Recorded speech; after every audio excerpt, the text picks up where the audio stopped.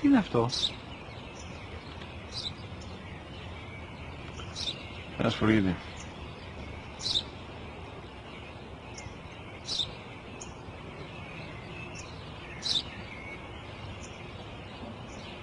Τι είναι αυτό? Μόλις τώρα στο πατέρα, σπουργίτη είναι.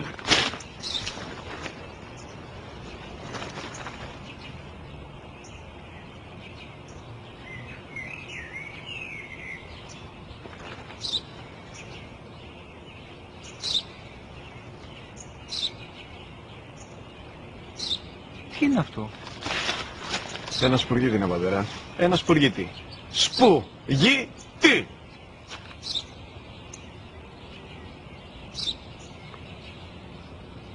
Τι είναι αυτό? Γιατί το κάνεις αυτό το πράγμα, μπορείς να μου πεις? Τόσες φορές σου είπα, είναι ένα σπουργίτη! Δεν το καταλαβαίνεις!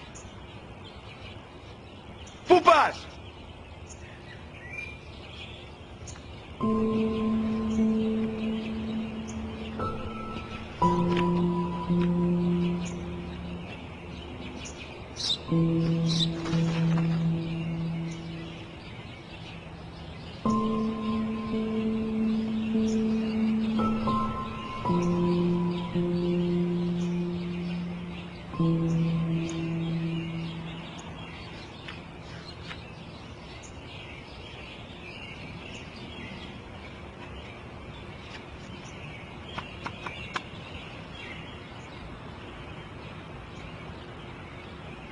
Δυνατά.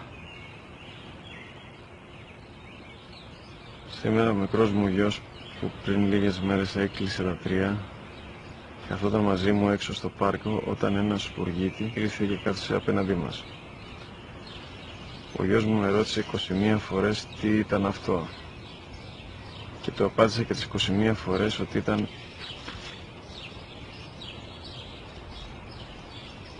ένα σπουργίτη. Τον αγκάλιασα τρυφερά και τις 21 φορές που μου έκανε την ίδια ερώτηση, ξανά και ξανά, χωρίς να εκνευριστώ, νιώθοντας στοργή για το αθώο μου αγοράκι.